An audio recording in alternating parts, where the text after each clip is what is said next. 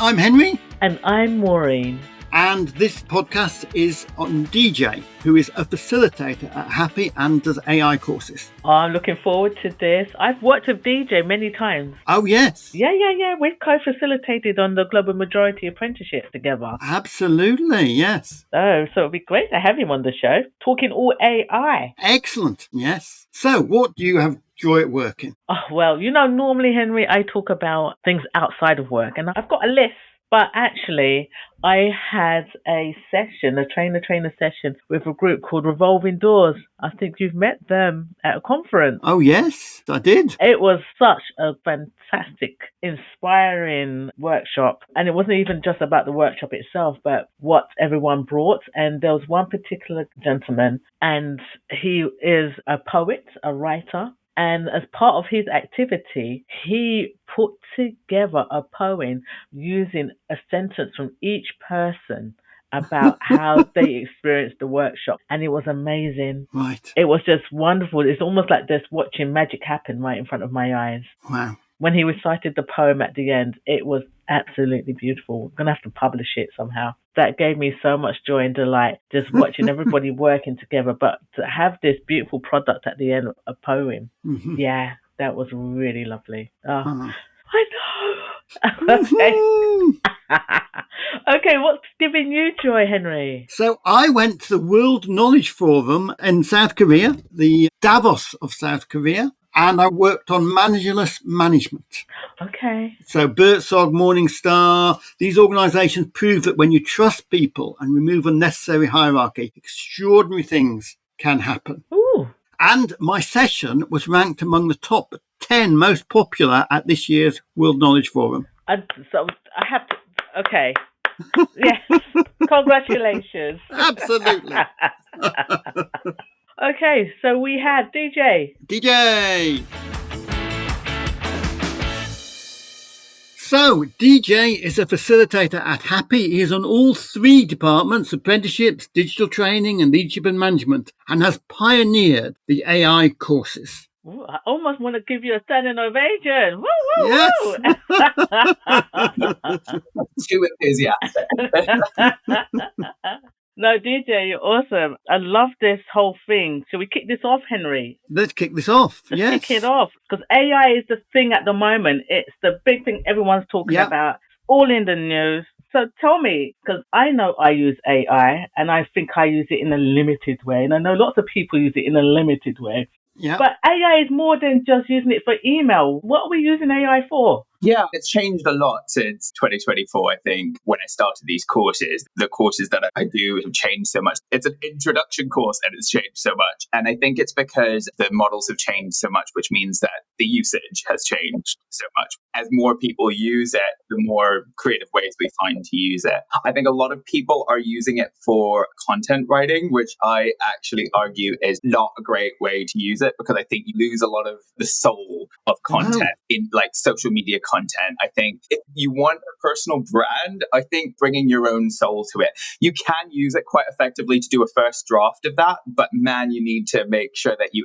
add yourself back into it afterwards. Where I think it's being most effectively used is like as a co-thinker or as like a coach, where you ask the system to ask you questions and get it to do the thinking for you. I think that's the strongest use that people aren't using it for, because they're designed as assistants. You saying you use it in a limited way is probably the way that they're guiding you, like companies are guiding you to use it. Use it to help you do stuff. And that means you get stuff done fast, right? But sometimes you might also lower the quality of that work. And sometimes that's okay. You want to get stuff done good enough and fast. But I argue that if we want to be really not atrophying our skills, not reducing our cognitive decline, the way you want to use it is be increasing the quality of your output and the speed. So not just the speed. And then if you keep that in mind, you could use it to become really powerful as a worker of any kind, because you can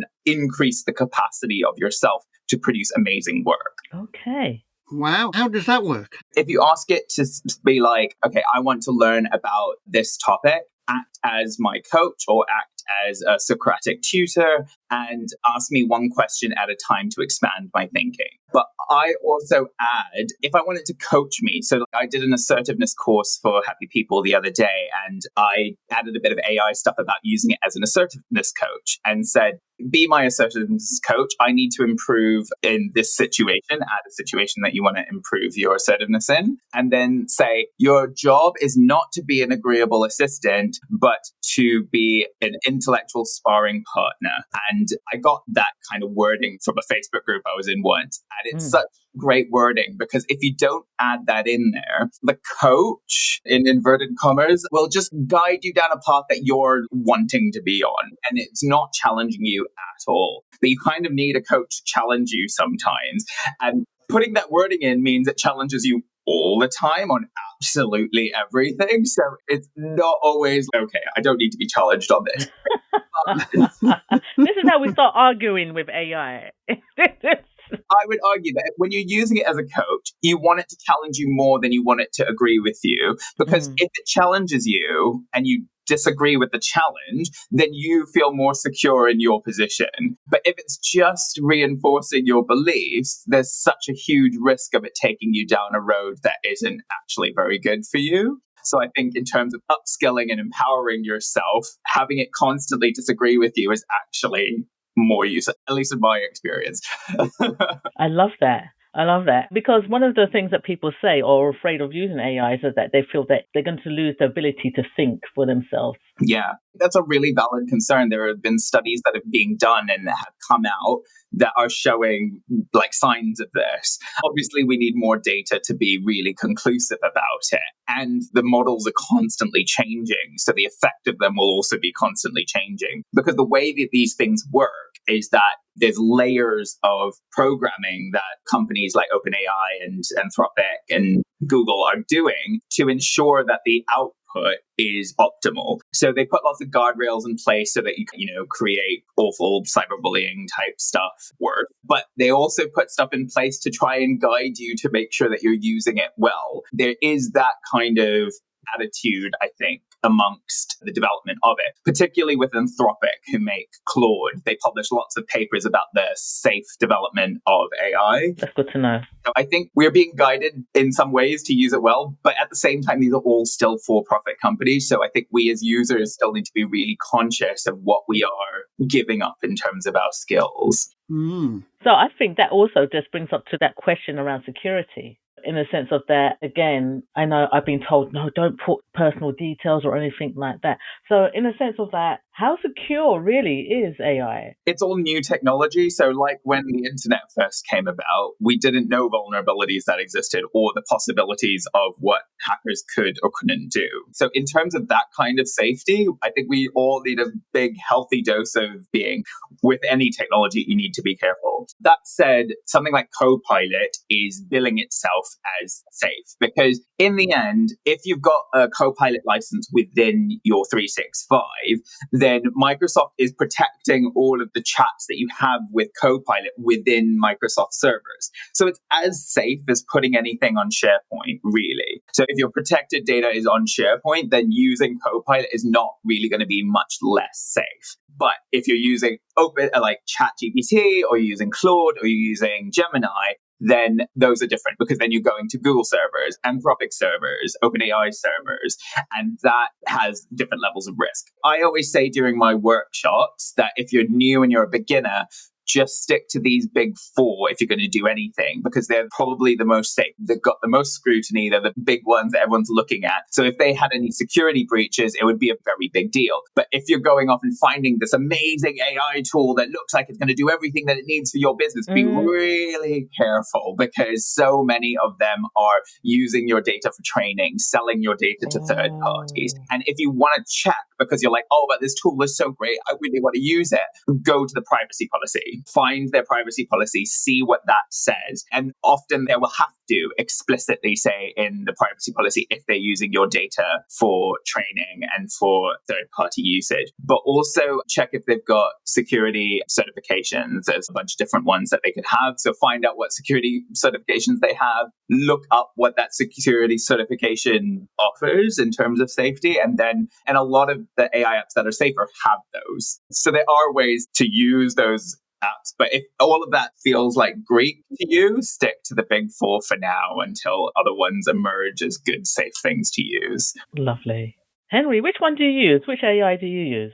Oh, I use ChatGPT. I use it instead of Google. I use it for the podcast based on ChatGPT. I do 600 words and then cut it down to 300, which is 15 minutes instead of 2 hours before. I use ChatGPT to get the best 50 quotes from our evaluations each month. That would have been 2 hours before. Wow. And when someone asked for a session, I've already made Happy Workplace Masterclass, but this client was different. It was on innovation. And honestly, I wasn't sure what I'd say. I hadn't prepared anything on that topic. I didn't even know if they'd actually go ahead and use it. Normally, I'd put in 3 hours or so and prepare a new session. But I thought, let's try something different. I put the question into ChatGPT. And since ChatGPT has been part of our happiness journey, it came back with something fascinating, innovation based on happiness. Ooh. It gave me 2.5 pages of ideas linking happy workplace to innovative workplaces. I took that, I checked it for about 10 minutes. And here's the best part. The client came back and said, yes, they loved it. So what that told me is that even on a topic I hadn't planned, we would respond quickly, keenly aligned with our core message and make a real impact. And it reminded me that happiness isn't separate from innovation. Happiness actually drives innovation.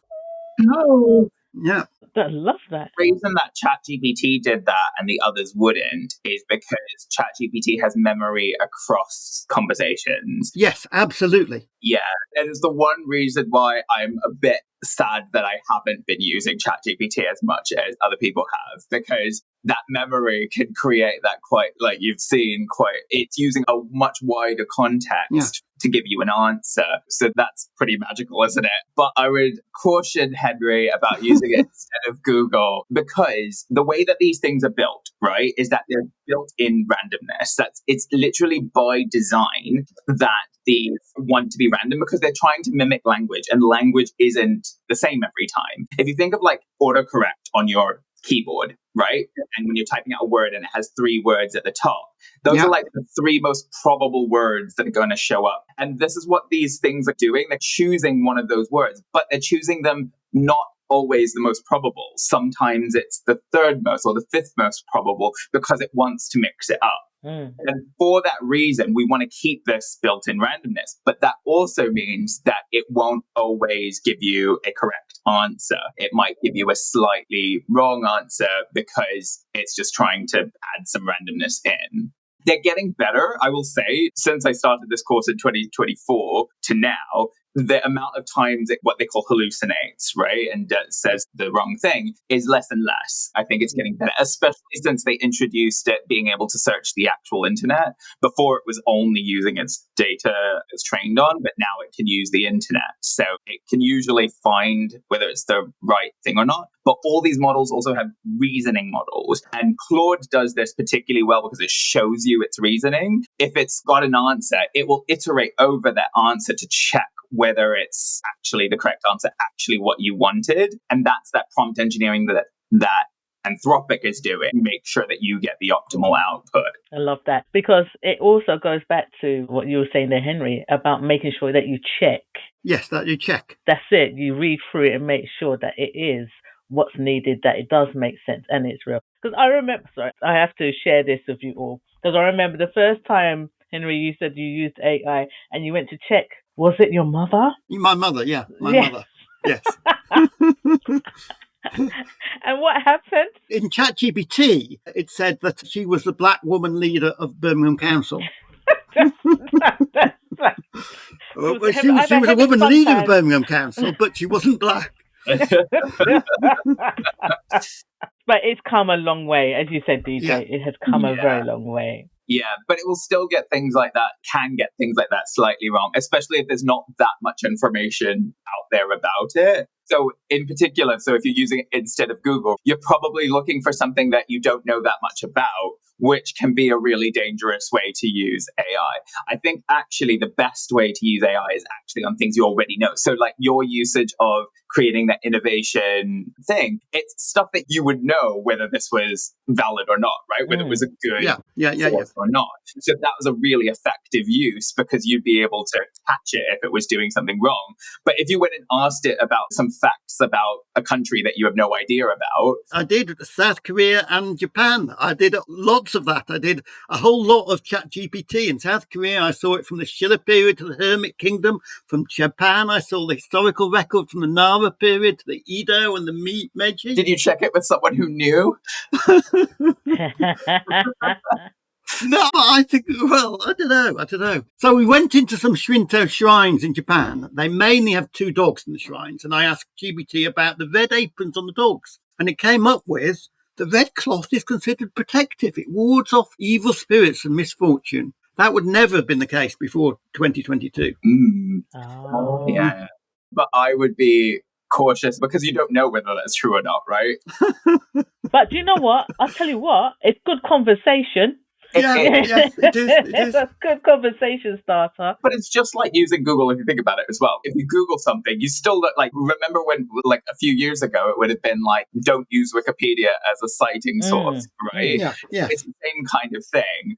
Wikipedia is often quite valid and correct, right? They've got quite good processes for checking things, but you still can't fully trust it. And I think that's the same thing with AI. A lot of it is really correct and really good and useful. But if it's things you don't know about, you've got to just double check that it's correct. Okay. So that's really interesting because, again, bringing it back to what you were saying about how better to use it, using it as a coach. And I think also using the example that Henry said about how it's increased the quality of his work in the sense about creating that document. Absolutely. So can you tell us a little bit more about how it can increase quality, how maybe it can be used for performance? One of the interesting applications I think that could be really useful is for maybe new managers or people who are not super experienced as managers, thinking about how they're going to increase performance of their team and how they're going to talk to their team. They could practice with the AI. They could say, you are my employee. I am going to be your coach.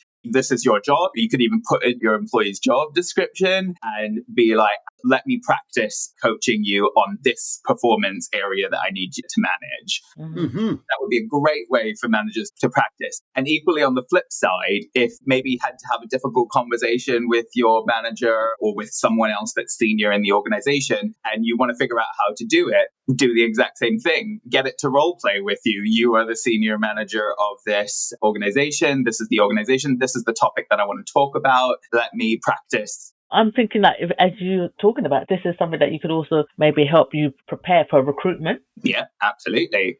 Preparing for job interviews. There's an extension, I can't remember the name of it now, but there's an extension that you can install on Chrome and in LinkedIn. If you go to a job, it will create a little button to create like a mock interview and you press it and it goes to this like video interview with an AI bot and it asks you questions from that job. Oh my gosh. And then gives you a report at the end of how you did. Oh, wow. Oh, wow. And I was like, this is genius. But the only problem I had with it was that the job needs to be open on LinkedIn. So by the time you've got the interview, they've closed that job. And so you can't practice anymore.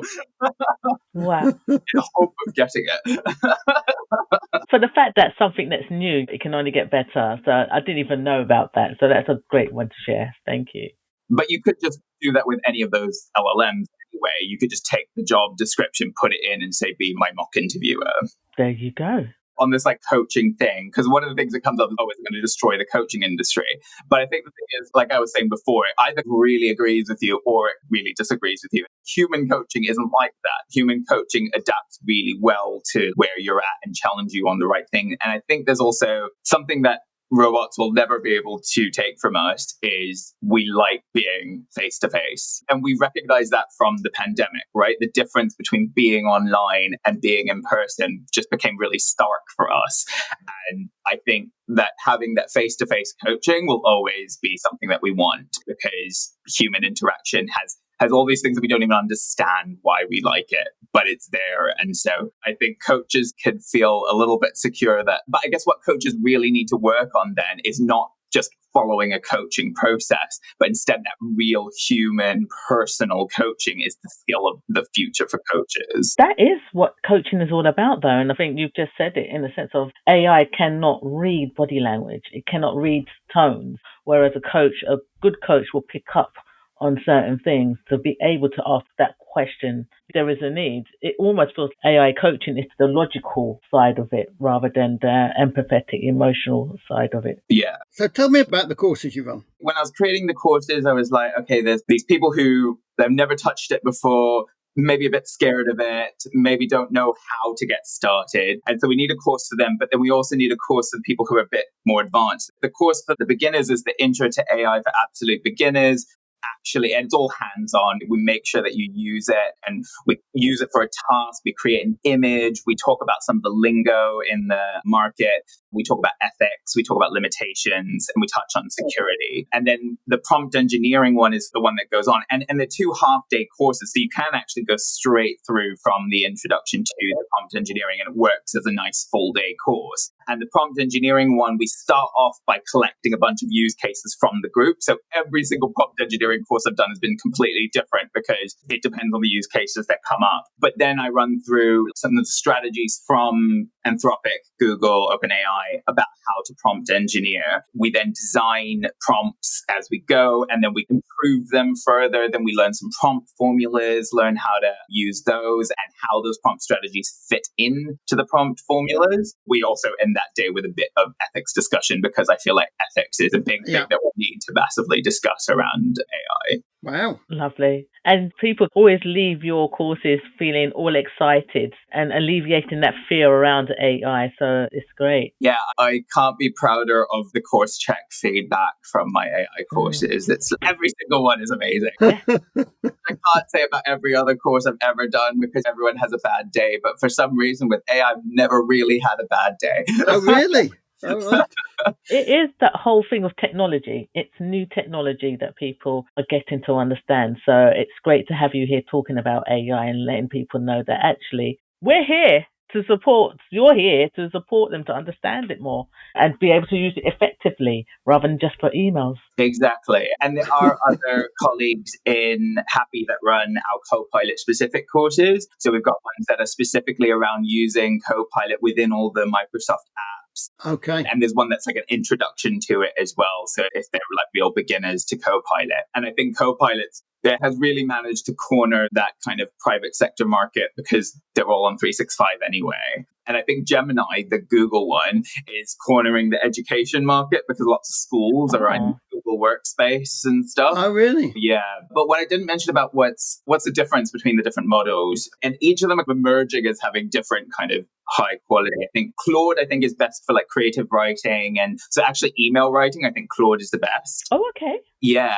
And I've heard also coders quite like Claude Code, which is a bit like a separate part of Claude, which kind of acts like a co-pilot while they're coding. But I'm no coder, so I can't attest to whether that's good or not. But then I think Copilot is good for that kind of safety, but also working within apps. So you can like create PowerPoint slides really quickly with Copilot within PowerPoint. But Gemini has emerged as the image leader. Like the images generated by Gemini are amazing. And just this year, they released a Nano Banana update. Google has lots of different AI projects because that's how Google works, right? They have lots of little projects. And Nano Banana was one of the image ones, and they've moved it into Gemini, and it's so good. Banana? Nano Banana. Oh, Nano Banana. Okay. But it's so cool because you could upload an image and change something in the image. It's kill Photoshop because you could just change whatever you want in the image. You can change someone's clothes. You can put a banana in their hand is what the ads showed. So that's really cool. But even just the image generation from Gemini, so if you have to create an image of something, like creating stock imagery through Gemini is so easy, which... Really? Because there was lots of challenges around that. Because, for example, stock images, there's not a lot of global majority stock images, and people are starting to create that. Yeah, or it's the same one that's being used over and over again. But creating AI images is like sometimes you would just see a deformity or something that's strange, like someone with 7 fingers rather than. That hardly happens anymore. Oh, really? Yeah, that used to be such a bad thing. And if you generate images in Copilot, it will probably still do that. But Gemini's image generator and ChatGPT's image generators have come so far that it's so hard to tell that they're generated. And it's interesting, the global majority thing, that during the introduction to AI workshop, we do just a bit on image generation, and then we kind of have a bit on how do you think you could use this in your workplace. And almost every time it's come up, it's, when we need some more diverse imagery and we don't have the members or customers or whatever, like, who want to be in them, then we could create some of this for that. So the goal to create more diverse imagery could actually be helped by AI. Like, we could create more representation when it's hard to find the actual people for it. So it's counter to the thing. But there is sometimes, if it's a bad image generator, you get that real uncanny valley thing with people. But if you create stock imagery of like landscapes or animals or things like that, it's so hard to tell that they're not real, that they're generated. Fantastic. This is great. And I think Yeah. basically everybody's just got to jump on. What have you got to ask, Henry? I can see. At the World Knowledge Forum in South Korea, previously there were interpreters. Now it was just an AI tool. Really? Yeah. Interpreters have to be really worried about their jobs. They do, yeah. Yeah, translation is something it does very well, apparently. I don't speak any other languages other than English, so I can't actually tell that for sure. No, I can't tell it at all. No. Good things. Okay, so what are your 3 key tips for happy workplaces? 3 tips for happy workplaces, base these around AI. So one, and then we haven't really talked about it much today, but one I think that is important for a workplace with AI is having good AI policies, because people are going to be using AI whether you like it or not. And if you don't have an AI policy, they don't know what's safe and what's not, or what's good to use or what's not, all the security stuff we were talking about. But also, it's not just having an AI policy, because you know how so many policies and organizations, people just don't read them, right? Yeah. You need to have that big long one for like compliance purposes, as I'm sure that's going to become a legal requirement soon. But you need like a 1 or 2 pager document that's super easy to read, that it gives employees the information they need to know about which platforms are suggested to be used, which ones are not good, what to look out for, the thing about looking in privacy policies and stuff like that. Or if they're having a blanket ban, then explaining why there's a blanket ban. People need to know why, as we do with lots of our leadership training, right? It's like making sure that people understand what's happening and have a voice. So also developing that AI policy, including employees in the development of it, is particularly useful. So that's one tip, is the AI policies. The second tip is encouraging everyone in your organization to use it as a co-thinker. I think if you encourage everyone to use it that way, because you can even use Copilot as a co-thinker. If you're restricting everything else but Copilot, you can use it as a co-thinker, and that will upskill everyone. Everyone will be upskilled by doing that. Really? They'll just be coaching themselves. There'll be less work for managers to guide people and help people think through things, right? So I think just telling everyone use it as a co-thinker will immediately increase the capacity of your employees. And the last one is have fun with it. And that's one of my big 4 rules, because there is a lot of this environmental impact and all of that, which I recognize. So using it, we want to be using it less and using it more efficiently. But at the same time, we are humans, and the way we learn is through fun, right? We learn through play. And that's a big principle at Happy, right? We make sure that all our workshops have interactive elements, that we're doing things that are fun and enjoyable, because we will not learn if everything's a slog. So make sure you're still having fun with it and playing with it a little bit, especially if you're new to it. Play with it, create silly poems, create silly images, because that will then encourage you to then find the ways to use it really well and efficiently. Oh, that's lovely. Thank you for sharing that. And as well as 3 things that we asked, we also asked, what's something that gives you joy outside of work, outside of AI? Oh, I listen to this podcast a lot, so I know it's not very original, but I love dancing. And I've seen you dance. If I don't go dancing like once a month, I start getting really moody. You know how people get hangry when they're hungry? I get angry. I love that. And is there any particular music that you like to dance to? Oh, I like electronic music. I like the douche, douche, douche. I love Thank it. you. Thank you. Thank you. This is great. I can talk about AI all day. How was that for you, Maureen? It was good. So good, so good, so good. Such great content. And I keep saying it every time we have a podcast. It's so good. What more can I say? And we have some great guests on, and it's really good to have somebody even from Happy itself. Absolutely. But it was, again, just getting me to think a bit more, and I hope it's getting everybody else to think about a bit more about how we can use AI effectively, beyond just creating an email. Yeah, beyond just an email. So an intellectual sparring partner, it's a co-thinker. Yeah, and I love that sparring partner. Yes. I don't know, though, Henry, because I already argue with Alexa. I don't want to argue with AI as well. But no, I do like the fact, and I thank him for sharing that whole thing about security, because that's one thing that people are really worried about. Yeah. And that reinforcing that, check the privacy policy if you're not sure. Check for the security certification, just to make sure, because data is being taken left, right, and center, and it's really, your data is very valuable. So always just check out to make sure that it's a secure site. And more importantly, have fun. Have fun. And my ChatGPT is based on happiness. Brilliant. Yes. And I think we were just saying about how amazing it is that it actually starts to sound like you, that you're like, oh my gosh. Yeah, absolutely.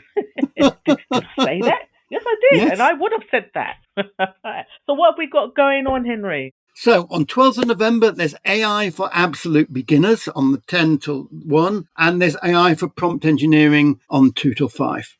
Okay, brilliant. So each time you're up leveling. Great. And you can find all that information on our website. Yeah, and there's also a free session on Microsoft Copilot on the 11th of November. Oh, nothing better than free. So please. Nothing better than free. Book up your seats as soon as possible.